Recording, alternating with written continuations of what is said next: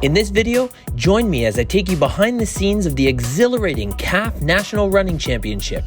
As a media participant, I had the incredible opportunity to witness the synergy between CAF sports and the Ottawa Race Weekend, where the finest CAF athletes come together to compete, surpass personal records, and forge lasting connections. Along the way, I had the privilege of speaking with esteemed experts in the running field, including previous and current CISM running coaches, esteemed CAF running patrons, a dedicated CAF physician, and the influential CAF running chief official. They shared invaluable advice tailored to both novice runners and seasoned athletes.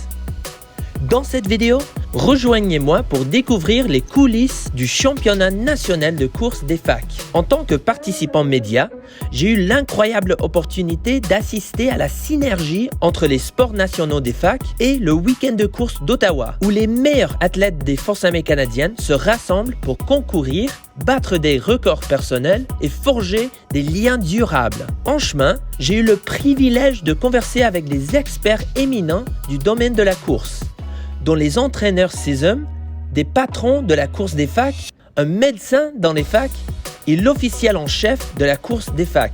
Ensemble, ils ont partagé de précieux conseils adaptés aux débutants et aux sportifs expérimentés.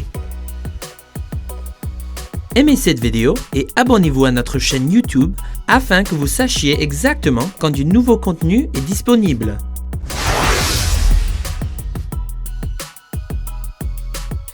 When racing, an athlete always tries to get their personal best, but no one was ready for the heat of this weekend.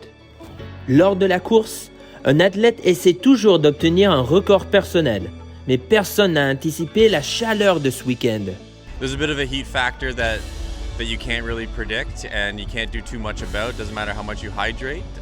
Sometimes it just adds up. So I saw out there, I would say a 1.5 to 2 minute heat factor for most runners, and with that in play, a lot of the athletes definitely ran well considering the conditions. Today we got a little bit cooler temperatures, a little bit of a wind for the half marathon and the marathon, which is desperately needed. It's a long haul, and just maintaining body temperature while you're keeping up your race pace is hard. So I think the athletes will appreciate that. They'll appreciate the light, cool wind while they're out there, and looking forward to seeing them come through the finish line. Warm up and cool down is very important. The shorter the race, the longer the warm up should be. But all obviously balancing, the temperature. Like today is really hot, so folks probably don't need to warm up as much. Don't go out too fast. Try and pace ourselves and take it easy the first bit, and then once we shake out and see how we're feeling, and then go from there. Awesome. That was my fear, the heat and how to manage it. I never ran in heat like that. The dehydration got to me more than I thought. Yeah, it was really, really hot. It was like the first hot day of the summer. How did you cope with the heat? I didn't. I went out too fast. Okay. I didn't get to train in the heat at all this year, so I really didn't know what to expect. Gotcha. What did you guys do to cope with running in the heat? Not think about it. I usually tell myself everybody else is experiencing the same heat, so it's relative. Therefore, there's no edge that anybody has over anybody else because it's all the same temperature. Yeah. It's hot. How'd survived. How'd you deal with the heat? At 3.5K, I decided the goal is to just run the whole thing. The heat just came out of nowhere this spring, and it's better than just play it conservative. It was tough because it was pretty hot, but I ran as expected, which feels pretty good, and I'm looking forward to next year. So running in the heat, it just brings up the frequency and the amount of hydration you need to consider, but it doesn't even matter if you're running any distance. Some people, even for a distance that takes you over 30 minutes, you need to start considering your hydration. I always advise athletes that if you're going to be running longer distances, you need to start practicing your nutrition. That is your hydration, bringing in electrolytes, bringing in glucose, maybe even some liquid proteins. When you're doing that longer stuff, but doing it in training is where you're going to learn how your body reacts. Everyone's system is different. Some people feel nauseous consuming certain things. Some people feel heavy. Some people just don't like to take in too much. So doing that ahead of time before you get to the start line is absolutely critical to make sure that when you get there, you're not going to feel any worse than you do. Often the nerves are a little bit higher than normal, which causes a bit of gastric distress, and adding in a new little piece of nutrition is not always best. So getting that done ahead of time is one of the biggest ones I recommend for any athlete that's doing the longer distances. So the new CAF sports strategy currently has 3 pillars, which is participation, development, outreach, and engagement. So in the past, our citizen running team was pretty much, we would send our fastest runner overseas, and we would not really share their accomplishment. So what we want to do with the new CAF sports strategy is to use those 3 pillars.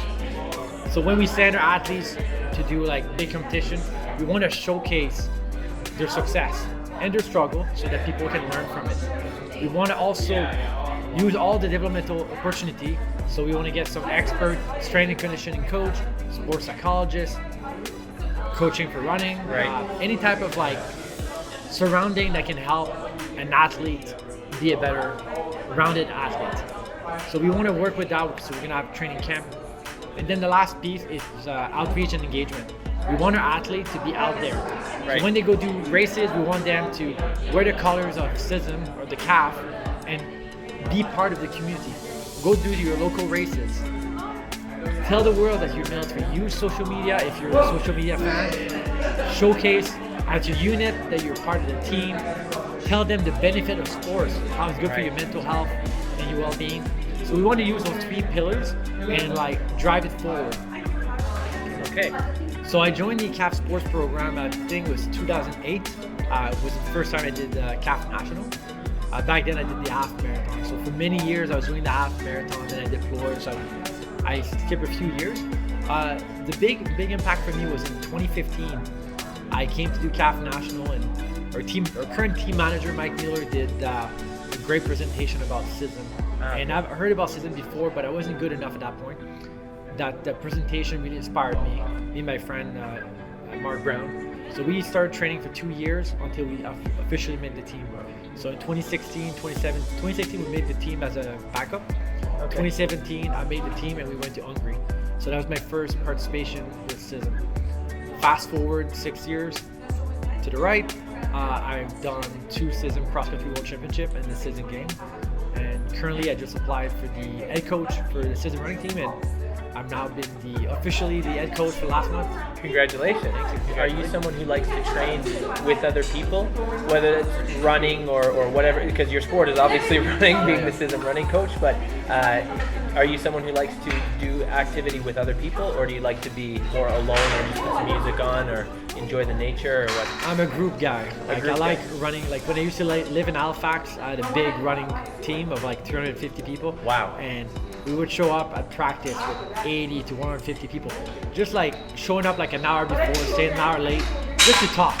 Right. It was great because we have a lot of point coming. So I like group running, but where I live right now in PI, there's not many runners. So it's a bit more difficult to find, and I live in Cavendish, quite far from town. So But yeah, any chance I get to run with people, I'll drive the distance if I can, just to get company. Okay, sweet. But when I go for my runs, I clear my head. Sometimes I have time to process all the information that goes through at work. Right. And then when I go and do my actual job, I'm focused, I'm more alert. And it's like when you take coffee and like you're like alert for like a good 30 minutes. Right. Well, I'm alert for like a good 2 to 3 hours before I start crashing again. Right. So I just find like it makes me more engaged. And in terms of like serving the CAF, to be like an ambassador with sports makes me, I think, it makes anybody that wears a uniform and do sports. You're engaged with the community. You showcase the benefit of the CAF to the entire world, and there's nothing better than that. It is it's one piece of the puzzle in terms of keeping people active. It's a very convenient, very efficient way to get a good workout in. It can be done virtually anywhere, at any time, with almost no equipment. Right. I've done it in airports. I've done it on ships. I've done it in Bosnia behind barbed wire, in a tiny place. can do it on treadmills. Even there was a famous runner that used to do it in the bathtub washing his clothes. You know, he'd go knees up Mother Brown and he'd wash his clothes. And he was in his bathtub getting his workout in. So you can do it, it's so effective that way. Ah, la course, c'est une partie intégrale de ma vie, de ce que je fais. Oui, c'est sûr, j'ai fait quelques courses dans des compétitions à travers ma carrière, mais aussi c'est tellement un aspect important de ma routine, ce qui me permet de balancer les demandes du travail, les demandes de la maison. Ça nous permet vraiment d'avoir non seulement d'améliorer ma condition physique, mais aussi c'est pour ma santé mentale. Oui. Donc c'est vraiment un aspect intégral de ma vie, la course. Sure it is. And another thing that might inspire people that you lead is I saw you got platinum on your force test. I did. Do you think the running contributed to that? Oh, for sure. And I have to say, the PSP program and all that over the years, like, some of us, especially as you go up, you get more and more a desk job. Right. And then, doing your force test, participating in sport just really becomes that, that place where you can really push yourself and all that. And I think that drive, and again, that's when you're doing it with other people, right? And you're encouraging each other and all that. So I was really proud to do that, and definitely the running has helped. So the training that I do for running nationals enables the, I don't know what it's called, the sandbag carry. Yeah, it gives you that endurance to be able to do that fast, and keeps you on your toes too. Right. Yeah. Absolutely. Yeah. And we're making a running series for people who are going from the couch to a 5K. Do you have any advice on people that are starting from scratch? Don't judge yourself based on others. Getting off the couch and getting out and moving is the absolute best thing that you can do. And it's never too late to start. Awesome. And the nice thing with running is you can pack a pair of running shoes and whatever else you need to bring in a very small space of your carry-on. Right. Puis, c'est un autre élément, c'est vous n'êtes pas obligé de démarrer seul. Il y a des gens qui sont des coureurs comme vous à temps partiel qui aimeraient bien avoir un collègue à leur côté afin de courir et de jaser et de sortir de l'environnement du travail. Ça fait que la première étape, c'est de se lever. Se trouver une bonne paire de souliers, puis ensuite de ça, c'est de se trouver un running partner, pour dire l'utilisation, le terme en anglais, un collègue de course qui va justement faciliter, qui va rendre les choses encore plus agréables. Running is one of those sports that is really easy to get to participate in. It has a low barrier to entry. You just need some shoes and some clothes to run in, which is not too bad for most people. A lot of people already have that. There's races everywhere if you want a target, you want a goal. And as soon as you get out there and start running on a regular basis, guess what? You're a runner. And that's all it takes. You don't have to be winning races. You just have to be getting out there on a regular basis.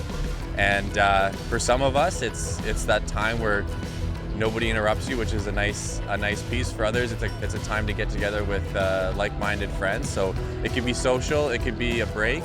It could be a lot of things, and if you embrace it, there's a lot to enjoy and to benefit from. For this. So there is a thing called the 80-20 rule, okay? And there was research that was done on this where they took the best endurance athletes in the world in cross-country skiing, endurance cycling, endurance swimming, endurance running, rowing, etc., etc., etc. And they looked at these athletes. And to their utter amazement, what they found is that 80% of the time, these people trained at a very comfortable level. And then 20% of the time, they trained really intensely. And that's it. So, you meet the guy in the gym who every day is beating himself to death in the gym, and they just look at that and go, this is craziness. Right. But when these guys are working at that 20%, don't be anywhere near them because they're really, really working hard. Right. But the same applies to the ordinary person. It's just at a different level. There's nothing that's changed. The ordinary person just says, well, here, I'm competing here and they're competing there, but the 80-20 still applies to them. So that's the message, is you really need to plot that out and look at your training program and go, hey, this week I trained 6 hours and 4 of them were super intense. You've got the whole graph backwards. You're training hard 80% of the time and only doing light training 20% of the time. You can do that for a very short while, and then you're going to be a wreck. And it happens at every level. Every level. The best human being in terms of, let's say, 10,000 meters cannot violate that for any length of time, or they'll be injured or burnt out. Right. Yeah. People, in the marathon, there's this saying, and I truly believe in it, breaking up the race into chunks. So the first 10 miles, you run with your head, try to slow down. Usually people are excited, they go too fast, so using your head to slow down to the paces that you know. The next 10 miles, you should be using your training, relying on your training to get you through that middle chunk when things start getting hard. And then the last 10K, folks need to run with their heart. So just give it all and race to the end. And you can apply that rule to any distance. So breaking it up into almost thirds to get you through the race is super important. And the last thing, when it's like, if you're not hurting in the end, you're probably not doing it right. Like you're in a race, so you're there to race. So smile. So I find when I smile, kind of lets other people know you're doing okay, but it also sometimes tricks the body into thinking that you're doing okay when really it's really, really painful. So I don't know, those are some helpful tips that I hope a lot of the runners try to use anyway and incorporate. My main takeaways from this incredible, inspiring event is that it's never too late to start being active. It's super important to find what inspires you to be active so that you can stay active in the long run. And that running is one, if not the most accessible sport there is, and the CAF has countless resources to support you in your fitness goals. Ce qui ressort le plus de cet incroyable événement inspirant, c'est qu'il n'est jamais trop tard pour commencer à être actif. Il est important de trouver quelque chose qui vous inspire à être actif à long terme et que la course est l'un des sports sinon le plus accessible et que les FAC disposent d'innombrables ressources pour vous aider à atteindre vos objectifs de conditionnement physique. Like this video and subscribe to our YouTube channel so you know exactly when new content is coming your way.